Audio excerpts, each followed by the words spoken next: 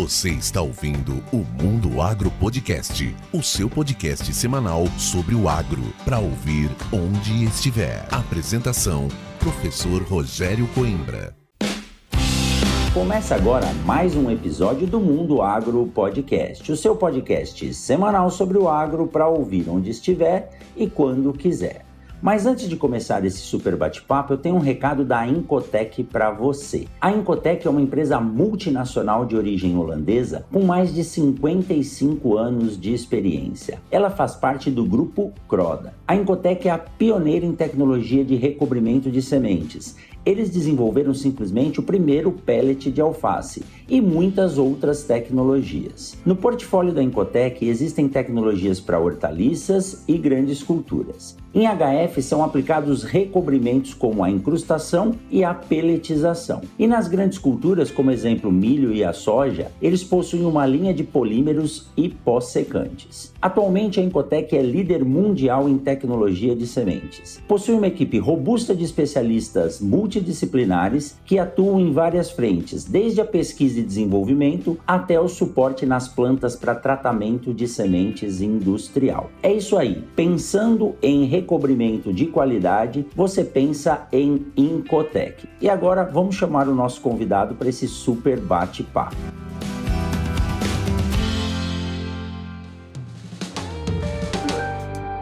E no episódio de hoje eu trago um novo grande amigo da área de mecanização agrícola, o professor doutor Arthur Gabriel Caldas Lopes.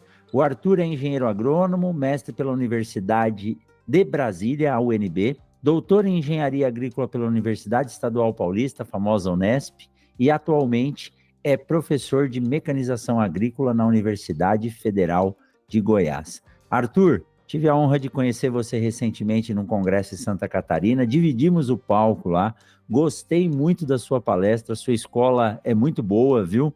Você teve aí uma carreira construída de uma forma muito sólida e não podia deixar de convidar você para vir aqui falar um pouco dessa transição. Professor recente, podemos dizer, um professor fresco, e aí eu já dou os parabéns, são poucos hoje que querem ingressar na carreira acadêmica, já com seu grupo de pesquisa formado, trabalhando com nossa amiga Letusa. Então aqui hoje o convite é para que você fale um pouco da sua história, um pouco da sua área de trabalho, do seu grupo de pesquisa. Seja muito bem-vindo ao Mundo Agro Podcast, Arthur. Coimbra, muito obrigado. Obrigado pelas palavras, pelo convite. Foi uma grata surpresa conhecê-lo no Congresso Catarinense de Sementes. Sempre ouvi falar muito de você, do seu trabalho, da parceria com a turma de Botucatu, e fico muito feliz em estar aqui hoje como colega, né? Então é muito gratificante hoje estar num hall de grandes parceiros, pessoas que eu admirava, profissionais do nosso agro, e estou muito contente de estar aqui hoje podendo bater esse papo com você. Que joia, Arthur. E olha, quero te parabenizar mesmo. Os jovens hoje que querem ingressar na carreira acadêmica estão cada vez mais raros, e você realmente pôs a sua vontade em primeiro lugar.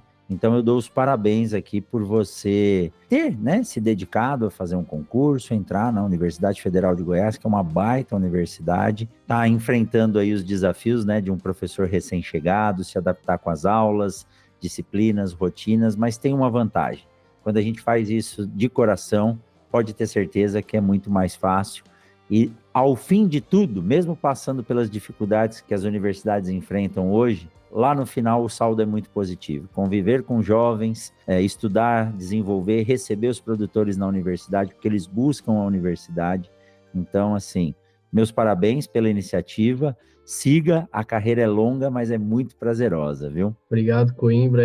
Realmente, essa escolha pela docência hoje, ela não é muito bem vista por muitos. Exato. Mas esse foi um sonho antigo, foi um sonho que eu despertei ainda na graduação, e hoje eu sou muito contente, muito feliz, né? Grato a Deus, às pessoas que fizeram parte dessa trajetória, e que hoje eu pude, né, estar concursado como professor numa universidade referência no Centro-Oeste, e uma região maravilhosa. Estou adorando, fico em Goiânia, perto de novo de Brasília, que é de onde eu vim. E muito feliz, contente em estar trabalhando de novo com os alunos, tendo essa experiência de estar ali sempre com pessoas jovens que acaba motivando bastante a gente. E é isso, a carreira, como você falou, é longa, a gente já encontra os primeiros desafios, uma rotina diferente de tudo que nós estamos acostumados, horário, atendimento, mas eu estou muito contente, né? Fico muito grato de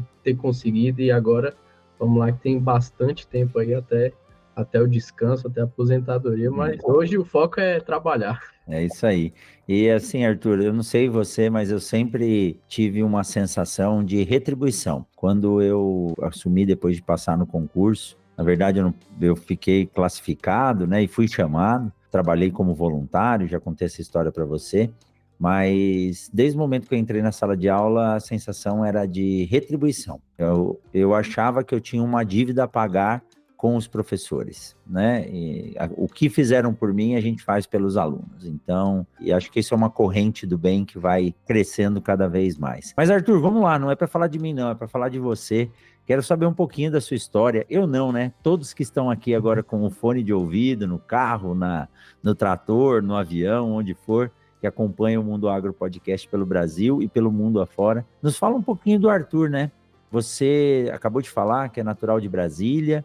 E como começou essa sua paixão pelo agro? Sua família já está ligada ao agronegócio ou não? E o que te levou a trabalhar com mecanização agrícola? O que te trouxe esse gosto? Então, Coimbra, a paixão pelo agro ela foi se despertando com o tempo. Eu venho de uma família que não são de produtores, nenhuma ligação com o agronegócio.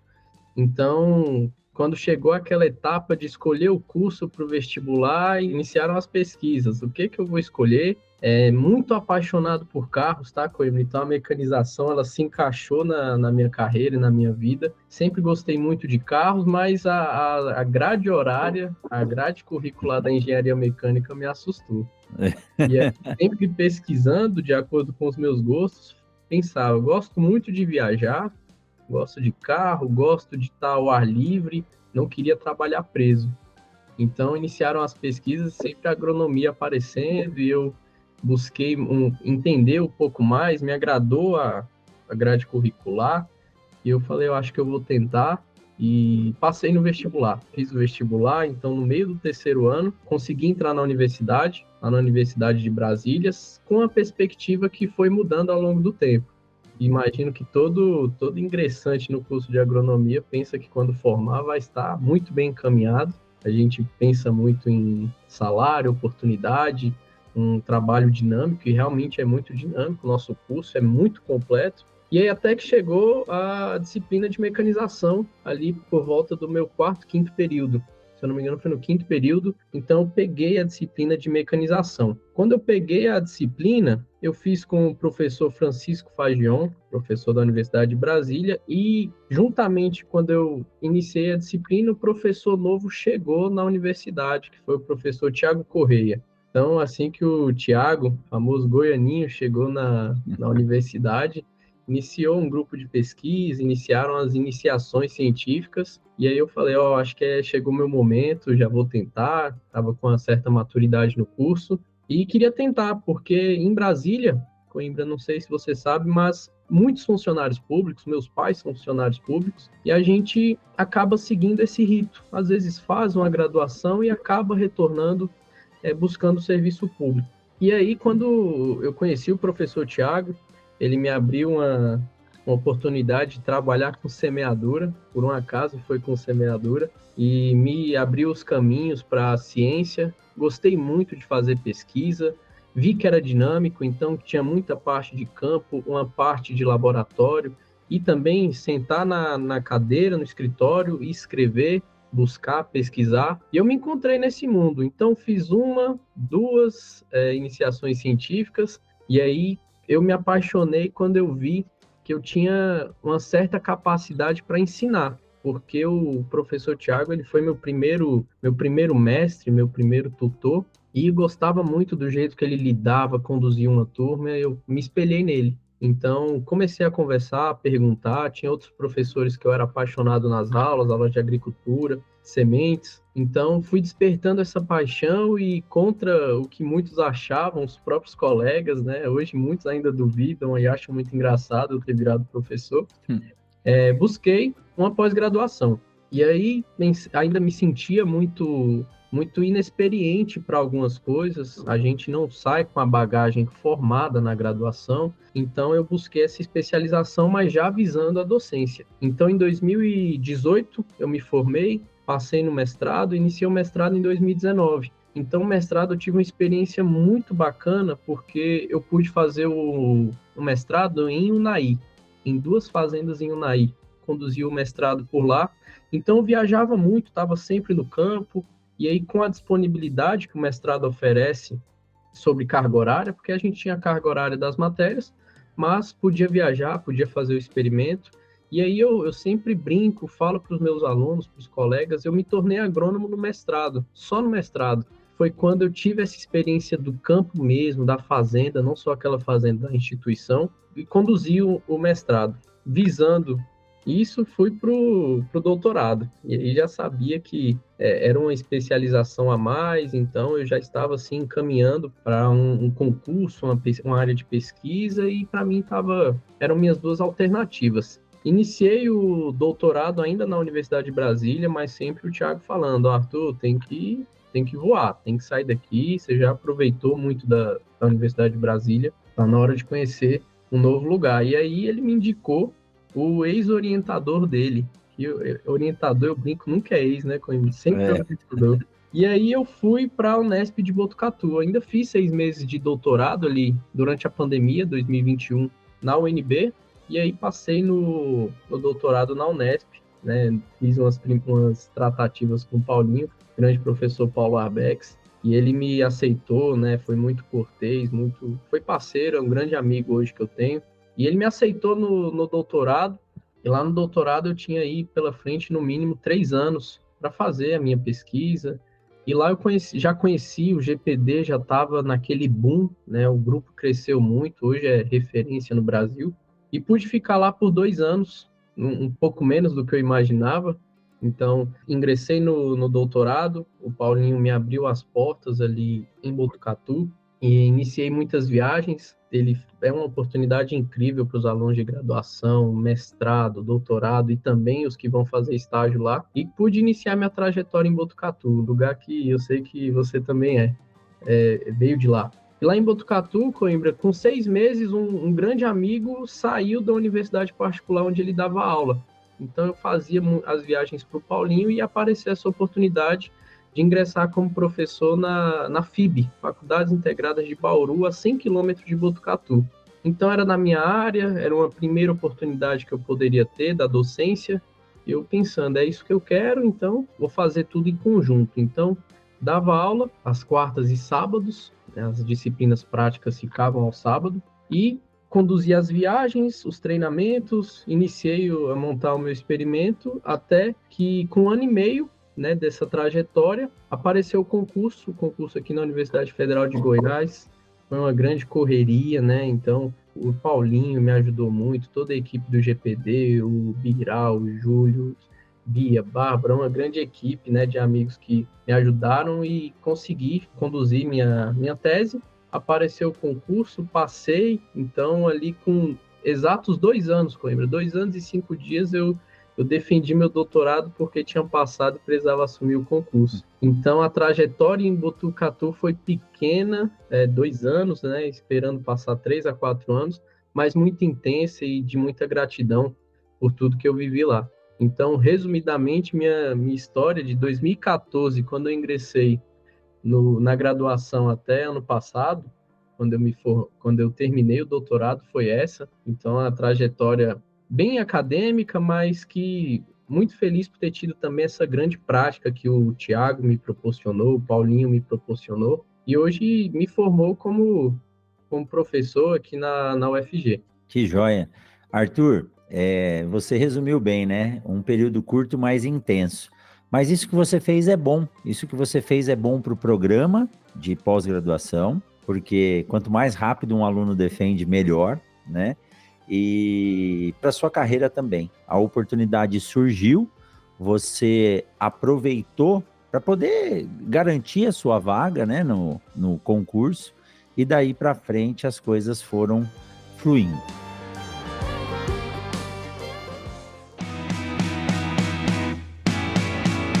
Vamos aproveitar esse intervalo para dar um recado da Momesso para você. Você realiza a manutenção preventiva dos seus equipamentos regularmente? É muito importante realizar essa manutenção preventiva regularmente antes da safra. Para isso, a Momesso disponibiliza o serviço de atendimento técnico ao cliente, que conta com suporte remoto e agendamento de manutenções preventivas. E olha só, a Momesso possui plantões de dúvidas durante a safra com uma equipe especializada na área de mecânica, elétrica e tratamento de sementes. A Momesso possui também um programa de manutenção preventiva chamado Momesso Red, que garante um atendimento de qualidade específico e direcionado para cada caso. Momesso, excelência no tratamento de sementes do on-farm ao industrial.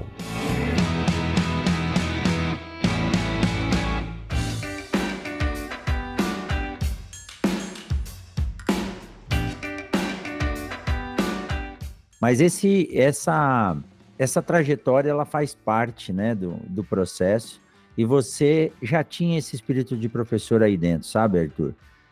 Não foi à toa que você assumiu lá na FIB uma aula, depois isso te deu know-how para poder prestar um concurso. Tenho certeza que ajudou muito no concurso. Estar dentro de uma universidade pública federal como docente, para quem gosta, é algo muito bom. Eu acho que é você atingir, assim, o ápice daquilo que você sonha. E aí, agora aí dentro, tem toda a progressão de carreira. Você está entrando e eu estou montando aqui atrás do que a gente está gravando, está aqui o meu processo para a última etapa, último nível de carreira, que é para titular. Eu tenho aí até o final de outubro para terminar isso aqui e defender. E faz parte, né? Não é que eu vou entrar para titular e parar a carreira, mas é o último nível que a gente atinge. Aí daqui para frente, o salário não sobe mais, só o trabalho. Então, é um caminho bom de se seguir, e a vantagem é que, embora eu esteja para completar 47 anos, eu continuo com o espírito e a alma dos 23, que é a idade 20, 22, 23, que os alunos chegam aqui. Mas, Arthur, você teve a influência aí do professor Tiago, do professor Paulinho na mecanização, e é legal que você comentou lá no início, né, que você gosta muito de carro, talvez a engenharia mecânica fosse uma opção, mas a gente precisa se adaptar ao que a gente quer também. Antes de fazer faculdade, você já se interessava, né, por ferramentas, motores, equipamentos? Porque eu lembro que as minhas aulas de mecanização foram muito intensas. Eu nunca tinha subido num trator, nunca tinha pilotado uma Tobata, e quem me deu aula disso aí foi o Paulinho Benez, né? Na verdade, eu fiz as disciplinas de mecanização conservacionista. Mas você já tinha contato com máquina, motor, antes de entrar na faculdade? Bem pouco, Coimbra. A gente vem da escola, do ensino médio, fundamental, sempre aquela carga horária muito pesada, e aos fins de semana, né, meus pais, funcionários públicos, a gente tinha o descanso. Então, o que eu tinha de contato era meu pai, quando ia fazer uma revisão do carro, algo do tipo, eu sempre estava junto. E como você comentou, minha experiência antes foi muito próxima da sua. Com tratores, eu não tinha nada de experiência. Eu lembro que minha primeira Agrobrasília, eu pedi para um colega ir comigo, porque o pai dele era gerente de uma fazenda na região rural de Brasília, e plantava grão, soja, milho, acho que tinha um pouco de algodão, e eu pedi para ele, falei, Lucas, você vai que dia na Agrobrasília? Ele falou, eu vou tal dia. Eu falei, posso ir? Vamos junto? Porque ele tinha um conhecimento, ele já operava, e eu já tinha iniciado a disciplina de mecanização, ainda estava naquela parte de motores. Eu falei, cara, você tem que ir comigo, porque eu preciso aprender. E ele, muito, muito parceiro, foi me passando o que era cada implemento. Eu ainda não tinha chegado nessa parte da disciplina, e fui me apaixonando. Coimbra, eu brinco com a turma, né? Quem não é da área, quem não tem família de agricultores, eu me uso como exemplo nesse sentido, porque eu não tinha esse conhecimento sobre máquinas. Então foi uma paixão à primeira vista, assim, ninguém esquece da aula de tratores que a gente dá aquela volta. Então fiquei muito feliz e ele me mostrando algumas tecnologias que para mim eram todas novidades. E aí as pesquisas que já se iniciavam eu pude ver na prática, então entender o que era cada máquina, como ela trabalhava. E aí quando eu comecei as iniciações científicas foi a hora que de mão na massa. Então fiquei imersivo aí desde 2016, imersivo nas máquinas, nas diferentes operações, e impossível não se apaixonar, né, Coimbra? Eu sei que você trabalha com sementes, mas a semente vai na semeadora e a gente se apaixona demais por ver algo mecanizado. Então, juntei aquela paixão que eu tinha dos carros, das caminhonetes, e depositei tudo nos tratores, nos implementos, e iniciou esse grande casamento, né? A interação entre a máquina e a semente, eu falo que é um elefante ajustando uma cestinha de morangos, né? Então, isso tem que ser muito bem preciso e bem feito, por isso que casa muito bem o nosso trabalho junto com o do Paulinho. Mas, Arthur, a minha história não é diferente, não. Eu não conhecia nada de máquinas, embora eu tinha um tio da área de produção de cana, né? Que são equipamentos grandes. Mas eu devo muito do que eu sei e do que eu aprendi de máquina, claro, aos meus professores, mas uma grande amiga, uma menina, hoje mulher, né, chamada Edilene Marley Costa, a Biru. Ela era da minha turma e é uma das mulheres que, na época de graduação, eu ficava surpreso de ver o tanto que ela gostava de máquinas e o tanto que ela gosta hoje.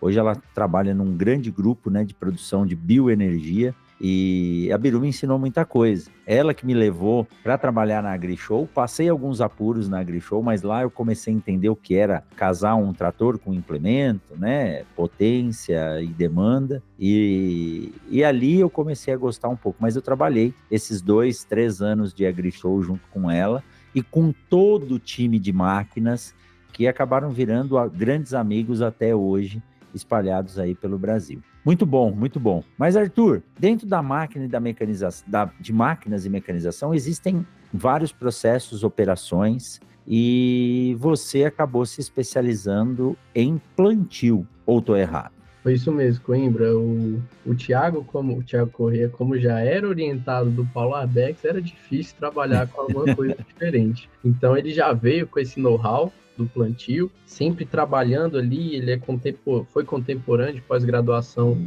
do pessoal da agroefetiva. Então ele veio com essa proposta da gente trabalhar com preparo, plantio, semeadura no caso, e pulverização. Mas aí as minhas iniciações foram todas na semeadura, Coimbra. Então, o Thiago me encaminhou para esse processo, e quando chegou na época de escolher Botucatu, tinham 3 professores, incríveis 3 professores na pós-graduação em máquinas. Então eu falei, Thiago, se não der com um, vou para o outro, como que eu faço? Ele, não, com o Paulinho vai dar certo. Pode ter certeza, e você já está nesse caminho do plantio.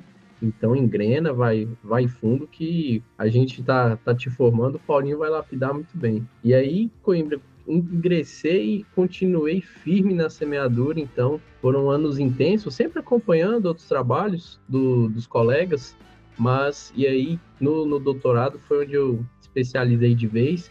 E aí minha área principal ainda hoje é o plantio, que tem, graças a Deus, trazido bons resultados para a gente, né? Boas oportunidades. E de quando você começou a trabalhar, a semeadora é algo fantástico, né? Eu tenho, é lógico, né, que gostar, porque é o que coloca o meu patrimônio no solo, né? Que é a semente. E o que você viu de mudança, Arthur, desse período que você entrou na graduação, começou a fazer iniciação científica, depois você foi para o mestrado, doutorado. O que você viu? O que a gente tem de evolução no processo, que é o mesmo? É abrir o sulco, separar a semente, colocar a semente no solo, fechar o sulco. O que mudou? O que a gente tem hoje de oferta ao produtor que pode dar a ele uma garantia melhor de espaçamento, profundidade e cuidado com a semente dentro das máquinas? Bem, Coimbra, ali em 2016, quando eu comecei mesmo a trabalhar, né, já acompanhava alguns experimentos, mas em 2016 eu fiz o meu com semeadura de milho. Como você falou, a máquina estruturalmente ela é a mesma já há algum bom tempo. Então, desde o início do plantio direto no Brasil, A nossa máquina não tem mudado estruturalmente o chassi, sempre há alguma nova ideia, algum novo desenho, mas a máquina continua fazendo aquela abertura, fechamento de suco, deposição de semente e assim por diante. Mas se a gente pegar aqui em 8 anos, desde a minha primeira experiência, né? Então eu respeito muito quem trabalha no plantio, porque é uma operação muito complicada, ela define o seu sucesso em uma lavoura.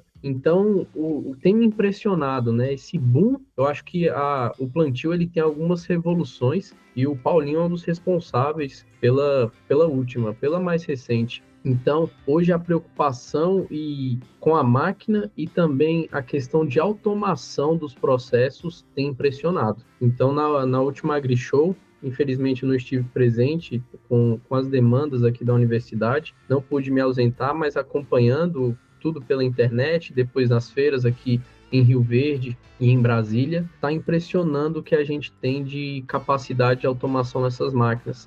Então, vários comandos que nós tínhamos mecânicos, hoje são extremamente automatizados, já eram naquela época, mas nós estamos no nível a mais. Então, a gente está vendo substituição de molas, ferramentas novas, né? Então, ali os sucadores diferentes. Então, esses desenhos têm mudado. Isso já causa uma boa impressão, alguma novidade, mas o nível de automação chegou num padrão que a gente não imaginava, e eu mesmo, a partir da hora que eu comecei a estudar e vi alguns protótipos, eu achava que não chegaria nem tão cedo. Então, esses últimos lançamentos, aquela máquina famosa Nexate, depende da forma de pronúncia, tem mostrado que a evolução é muito grande. Então, formas autônomas de trabalhar e também a automação em inserção de motores elétricos, hidráulicos, eu acho que é a nova revolução das semeadoras, das famosas plantadeiras. Arthur,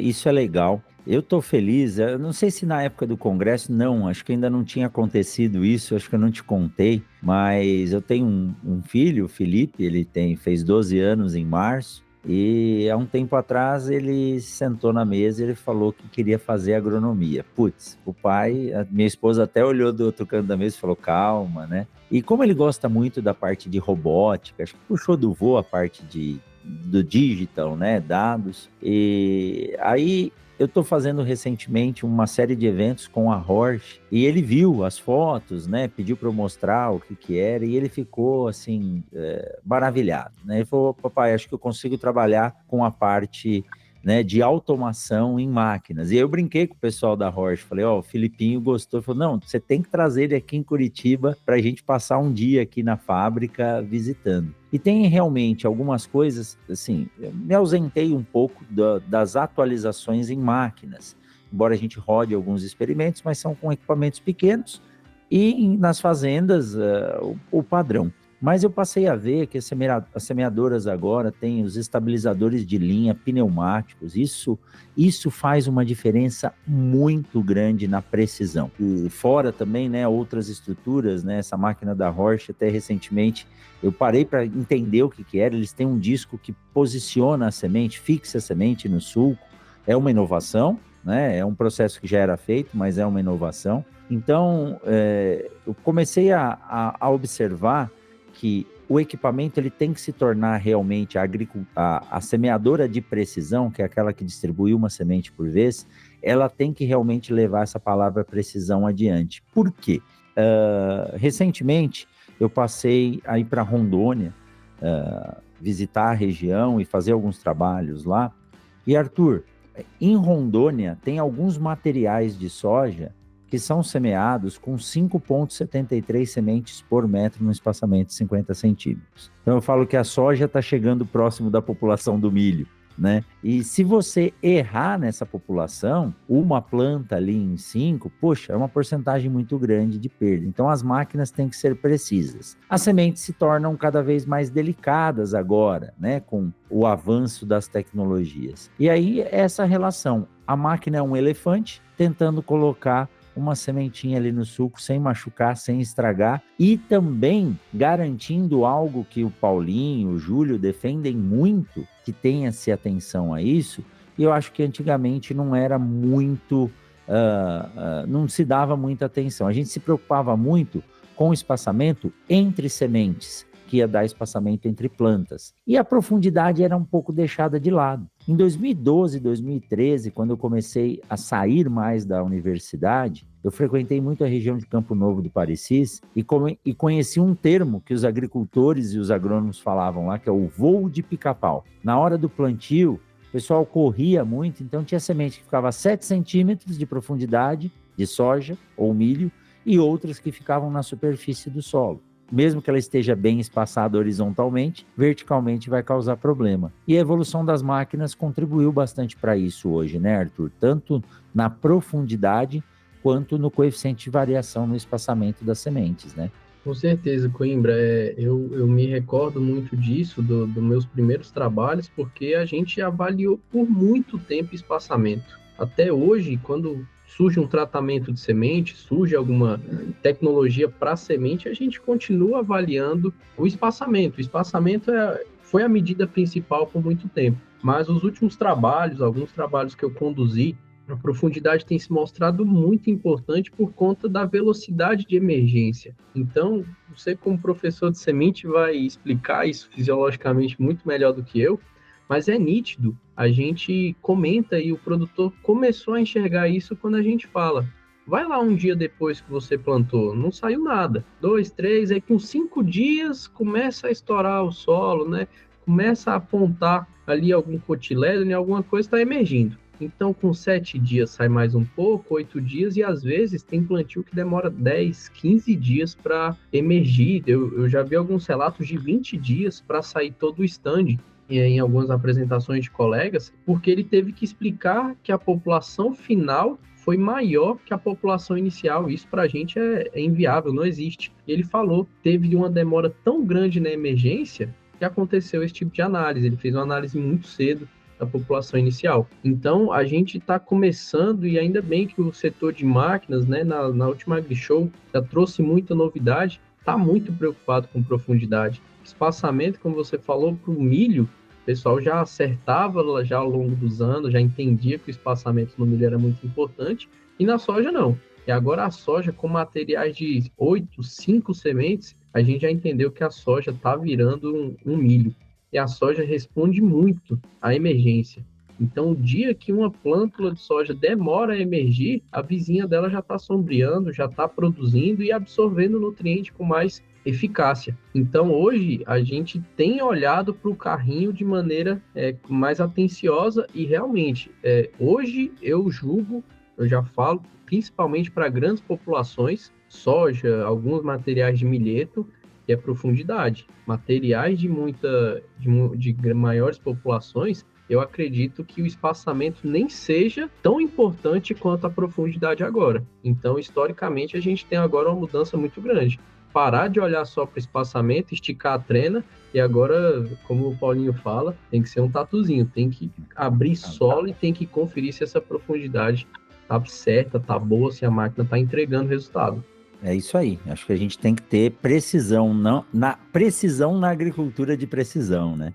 Exatamente. Arthur, antes de entrar numa parte que é muito interessante, a gente tem se dedicado bastante, que é a fluidez dentro da semente, dentro da semeadora, né, a lubrificação. Eu, por falha minha, eu não fui ler a sua tese de doutorado, mas eu sei que você gosta bastante dessa parte de análise de dados, e você acabou de dizer, né, que os equipamentos estão cada vez mais conectados, digitalizados. Não sei se você trabalha ou como que você vê o uso da ferramenta de dados gerados, porque um motor hoje gera muita informação, os sensores geram muita informação, o mapeamento, velocidade e deslocamento também. Você tem trabalhado e como você tem visto a inteligência de dados voltada à mecanização como aprimoramento dos processos? Lá na pulverização, e você citou aqui os nossos amigos da Agroefetiva, né? O Fernando, o Quequeto. Como que você vê a integração dos dados na semeadura? Lá na pulverização, eu sei que a telemetria fez com que a sobreposição das passadas fosse cada vez menor, e hoje a gente tem uma precisão muito grande, sem dobrar a dose ou sem deixar áreas no vazio. E na semeadura, como que isso está sendo feito? E se você tem estudado com essa parte que mexe com a inteligência, com o banco de dados gerados para tomar decisões aí preditivas. Coimbra, hoje inclusive essa semana, eu estou ministrando a disciplina de inverno de agricultura de precisão.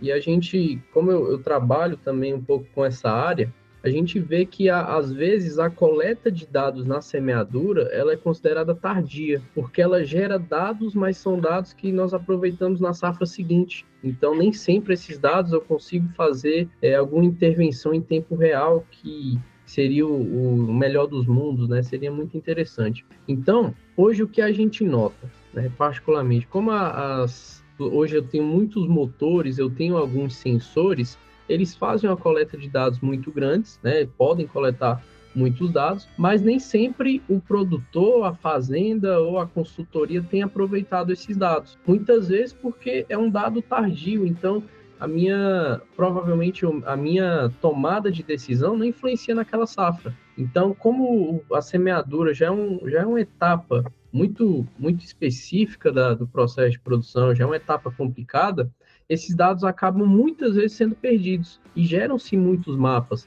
Hoje nós temos algumas máquinas, inclusive já foram apresentadas, testadas, que ela consegue gerar um mapa de condutividade elétrica do solo enquanto está plantando. Ela consegue fazer esse tipo de análise. E aí, o que eu acho que deveria ser feito, inclusive discutir isso muito hoje com os alunos, é que esses mapas formados, que hoje todo mundo gera um mapa. Gerar um mapa ficou muito fácil. O difícil está sendo a tomada de decisão.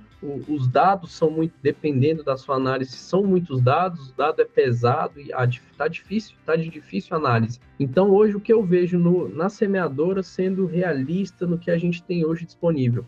Os dados são coletados, estão disponíveis, mas não estão sendo trabalhados. Principalmente os dados relacionados à qualidade de distribuição, que é o que a máquina hoje consegue entregar. Outra coisa que eu acho que poderia ser melhor aproveitada também, algumas máquinas, alguns fabricantes têm acelerômetros, né? Então medem vibração de máquina, tem uma relação grande com a compactação do solo, podem ter uma correlação grande, mas a máquina faz os ajustes automáticos na hora do plantio, então ela aperta mais o carrinho, pressiona mais ele sobre o solo, dá o fosse, e esse dado acaba sendo utilizado só naquela hora. Então ele às vezes não é armazenado, os sensores fazem aquelas medições em tempo real, mas a intervenção em tempo real é só de pressionar mais ou menos o carrinho, fazer uma taxa variável, e eu acho até uma falha, nós não estamos coletando esses dados e comparando com o que está sendo produzido.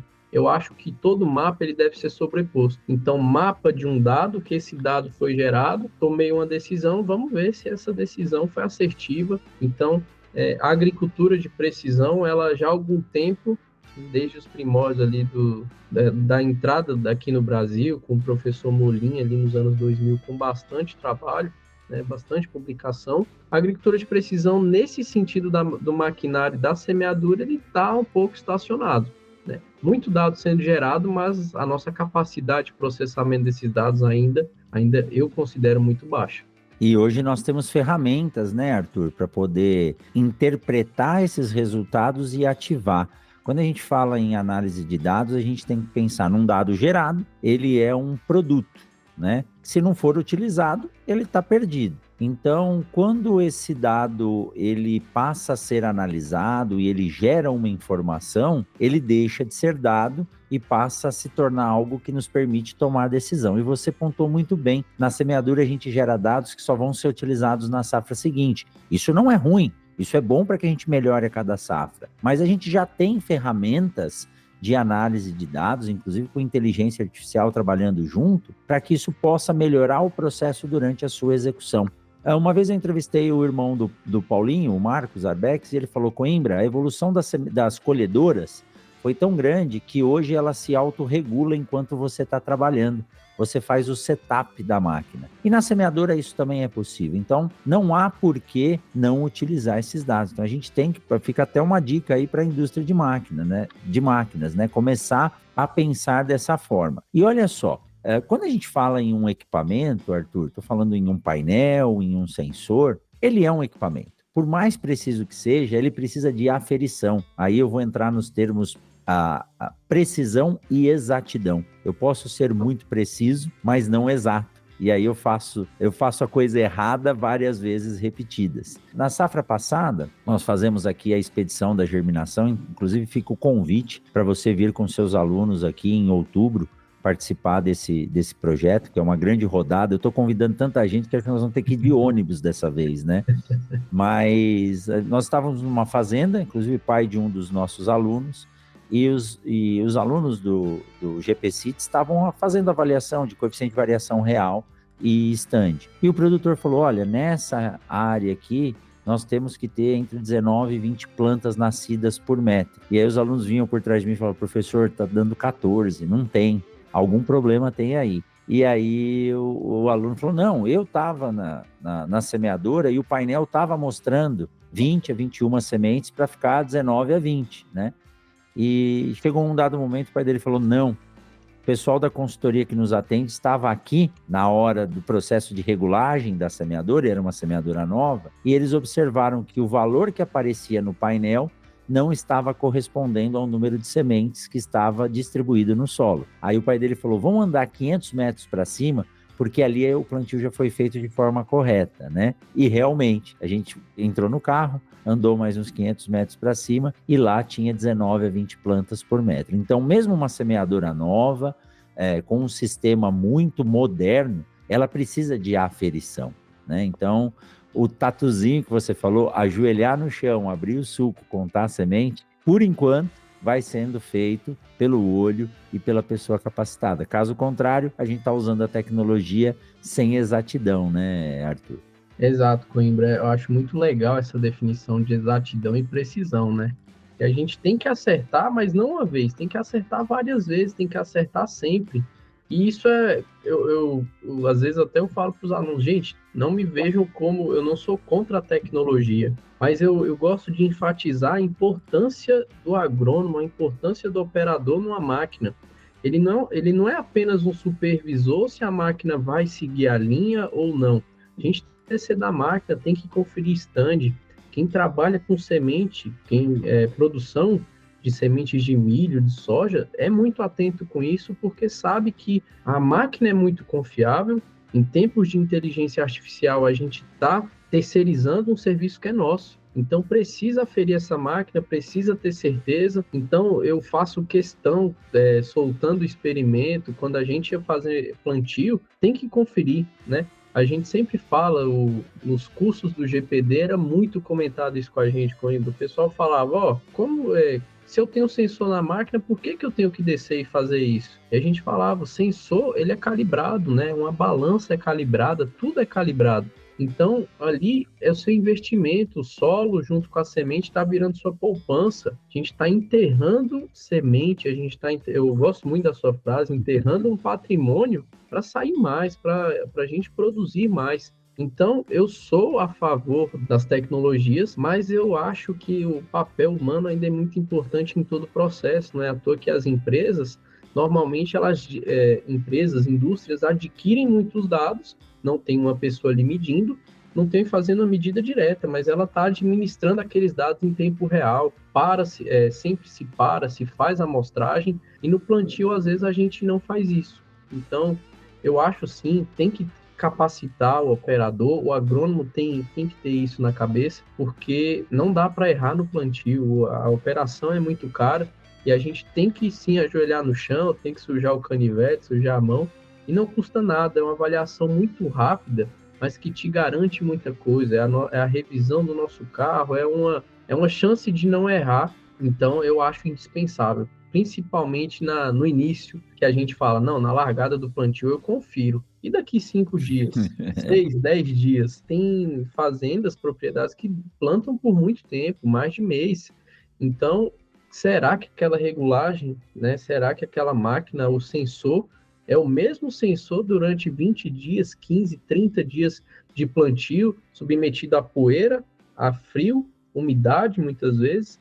Então, é nossa segurança. Eu gosto muito do ditado, o seguro morreu de velho.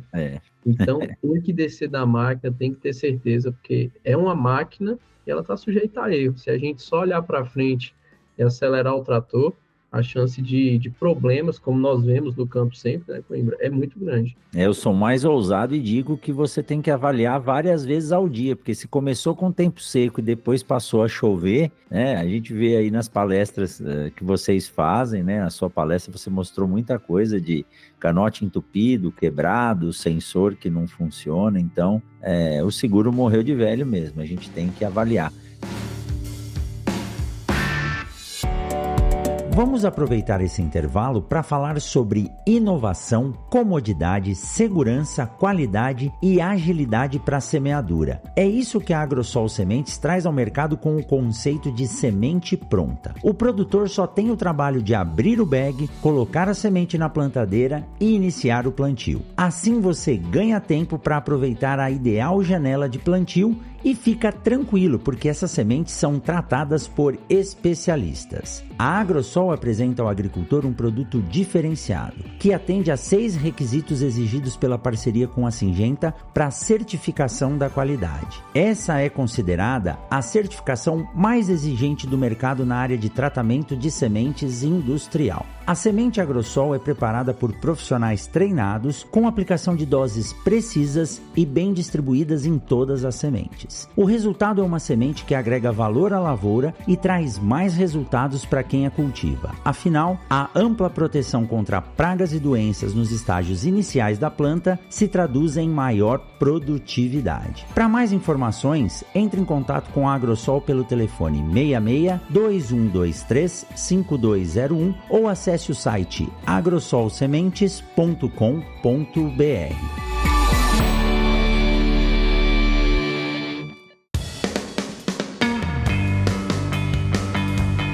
E aí, Arthur, antes de passar aí para você falar um pouquinho sobre o grupo de pesquisa e extensão que você criou na universidade, a questão da fluidez ela é muito importante, porque a semente tratada, ela tem uma alteração no seu coeficiente de fluidez. E se você não conseguir que a semente tenha essa dinâmica dentro da máquina, o processo fica comprometido. E aí, novamente, uma crítica que eu faço construtiva, né?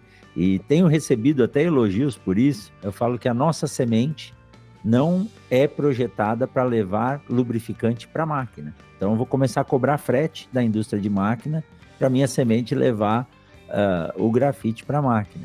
Então, hoje eu desafio, né, as empresas a trazerem soluções de autolubrificação e a gente se preocupa do lado de cá em garantir uma fluidez da massa ou do volume de sementes que está sendo conduzido pela máquina. Mas não dá para a semente ter pó a mais, e existe hoje um trabalho muito grande sendo feito para que não haja desprendimento de pó. Nós estamos indo para Momeço, talvez quando esse episódio for ao ar a gente já esteja com equipamento aqui. Nós estamos indo para Momeço rodar um ensaio e nós vamos trazer um equipamento específico para avaliação de desprendimento de pó no tratamento de sementes industrial. Então, para que o grafite lubrifique a máquina, ele vai ter que soltar pó. E a linha de trabalho é oposta a essa, né? Dá para lubrificar uma máquina ou será que a gente tem que desenvolver a tecnologia para que ela se autolubrifique e não dependa da semente, Arthur? Coimbra, eu aprendi muito com você no nosso encontro pessoalmente, lá em Santa Catarina, porque você me trouxe um panorama que eu não imaginava. Eu já tinha pensado na época do GPD, a gente sempre comentava sobre isso, porque hoje tem sido um calo no pé do produtor sobre lubrificar a semente. Eu faço o desafio e isso eu não ponho a culpa no produtor, porque é muito complicado a gente tratar um bag de sementes, tratar uma quantidade muito alta de sementes. Algumas máquinas vão 3, 4 bags de sementes, é muita coisa. O volume é muito grande. Então o tratamento ele acaba sendo prejudicado. A maioria, grande maioria, nós temos vídeos no Instagram, alguns memes, peca pelo excesso. Então é muito pó rodando numa máquina. E como você falou, pode prejudicar a semente, prejudica a máquina e atrapalha no funcionamento. A máquina trabalha sobrecarregada, máquinas pneumáticas, em mecânicas que o pessoal abusa muito do grafite. No caso, como a gente de fluidez. É pior ainda porque ele pode fazer um travamento de disco, né? Nós temos muitas fotos que mostram isso, e eu acho que podia aproveitar com um pouquinho da sua parceria, né? Os trabalhos com algumas empresas de máquinas e sugerir isso, né? Eu prometi para você que sempre que possível eu também ia começar a fazer essa sugestão, porque eu acho que sim, esse papel deve ser mais da empresa de máquina do que da empresa de sementes, porque a sementeira dificilmente entrega uma semente graftada. O produtor muitas vezes não paga por esse serviço, porque é uma adição de custos e o produtor já trabalha muitas vezes no limite. Então a empresa, quem melhor do que a empresa para colocar um sistema distribuidor de agente para fluidez, né? Então, o que a gente sempre fala de grafite, por que não colocar um dosador por linha, um dosador ali na caixa central que seja capaz de distribuir isso na dose correta? Porque eu, particularmente, eu não sei se você já teve essa experiência, eu nunca vi máquina bem lubrificada, né? Naquela lubrificação ideal. Eu sempre vejo máquina ou extremamente lubrificada ou com pouca. É muito complicado a gente ver isso no campo. Então, eu comprei um pouco da sua ideia aquele dia, acho que nossa conversa me clareou muito isso, porque eu creio que a empresa de máquina consiga sim colocar um distribuidor, ela tem a propriedade de estudar a sua máquina e a sementeira continuar fazendo a parte de tratamento, e a distribuição tem que sim ser um fator das empresas de máquinas, as empresas semeadoras. Então, acho que está na hora da gente sim desenvolver um distribuidor para a máquina, para a caixa central ou para as caixas individualizadas, que com certeza vai melhorar muito em distribuição e qualidade.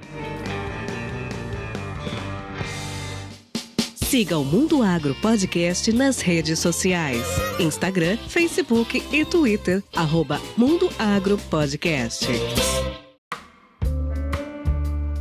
Arthur, você tocou num ponto aí. A semente, a indústria de sementes, ela tem que proporcionar essa lubrificação.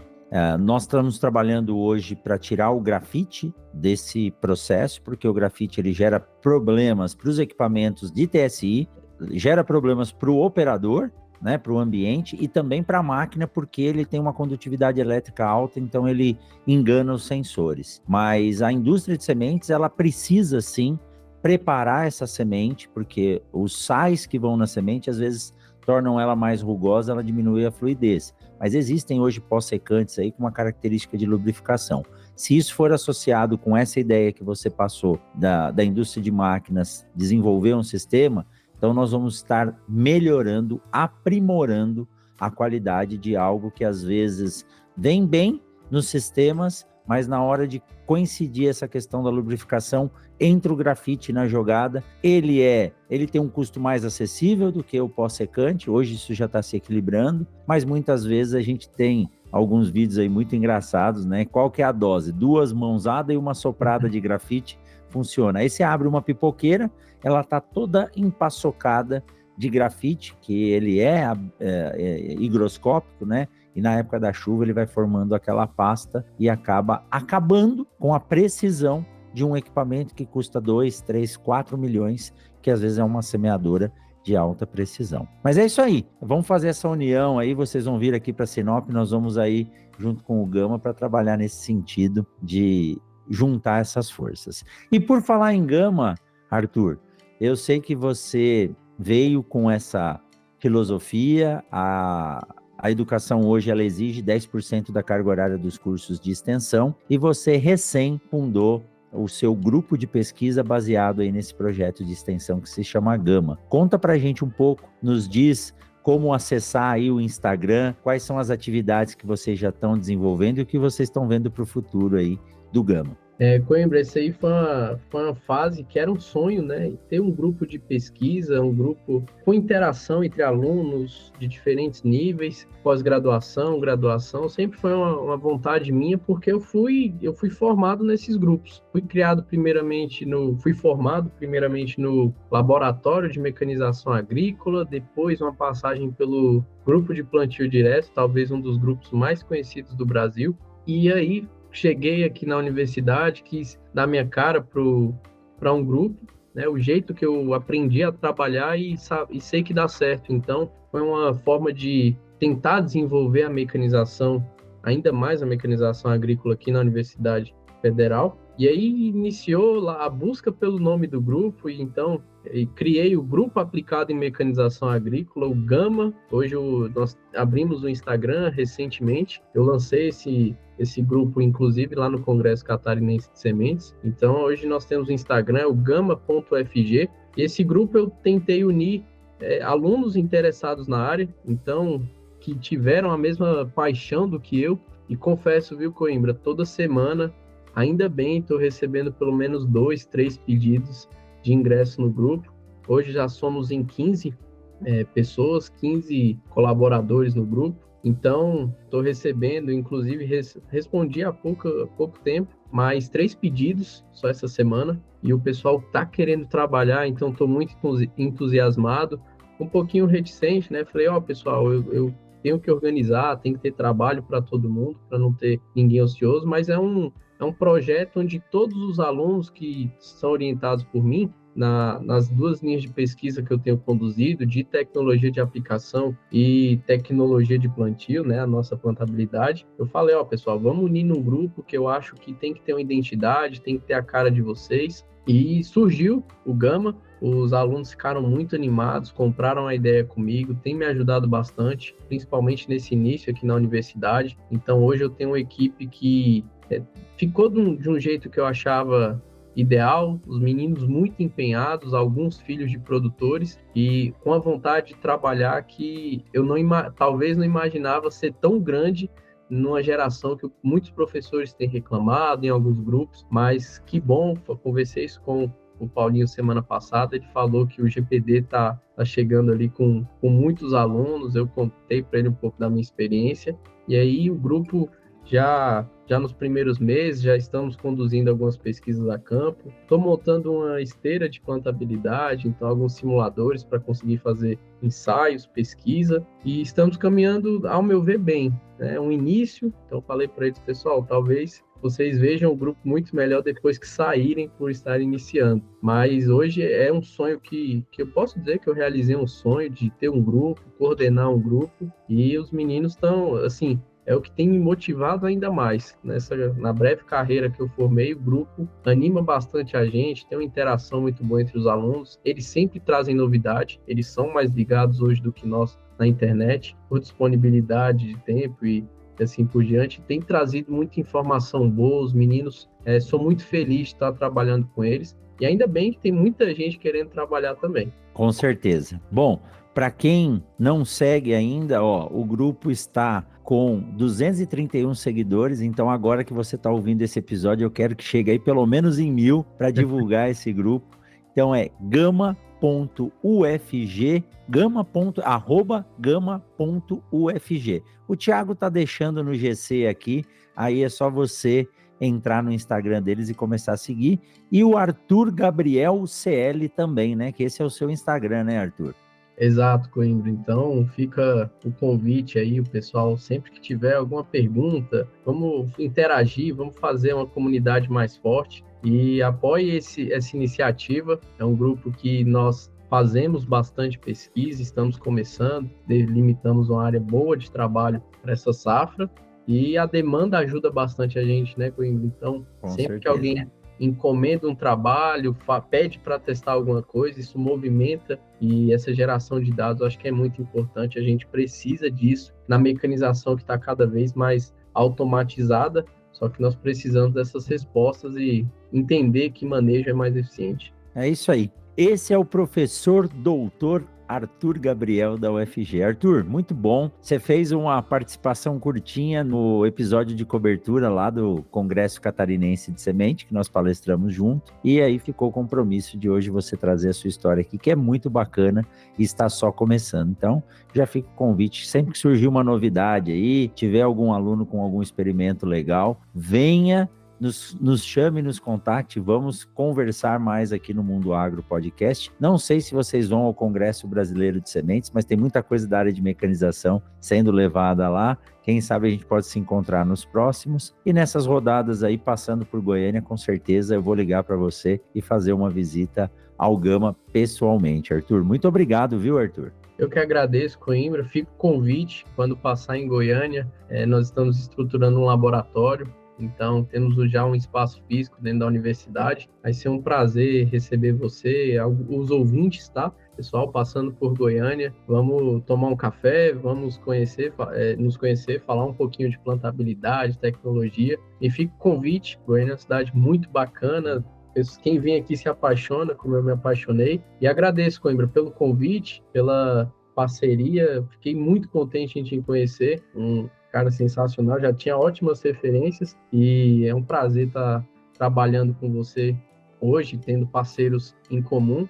E vamos conduzir experimento junto, ensaio junto. Vamos melhorar o nosso plantio, vamos melhorar a semente que a gente está produzindo. Com certeza, Arthur. O prazer é meu. Nos encontraremos em breve. E você que ficou com a gente até agora, saiba que na semana que vem tem mais um episódio do Mundo Agro Podcast. Professor Arthur, muito obrigado. Desejo uma ótima safra a você e a todos aí da UFG e que cada vez mais a tecnologia possa nos ajudar. Forte abraço, pessoal. Até mais, até a semana que vem. Tchau, tchau. Tchau, tchau, Arthur. Valeu, Coimbra. Até mais. Obrigado pelo espaço, pela oportunidade.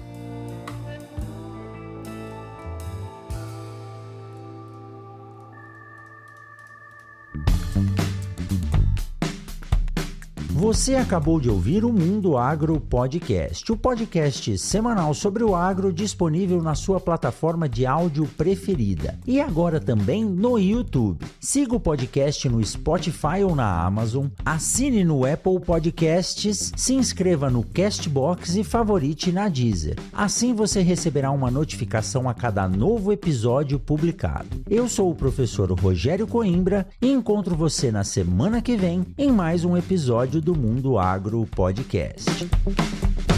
Você ouviu o Mundo Agro Podcast. Informações, novidades e muito mais. Mundo Agro Podcast, para ouvir onde estiver.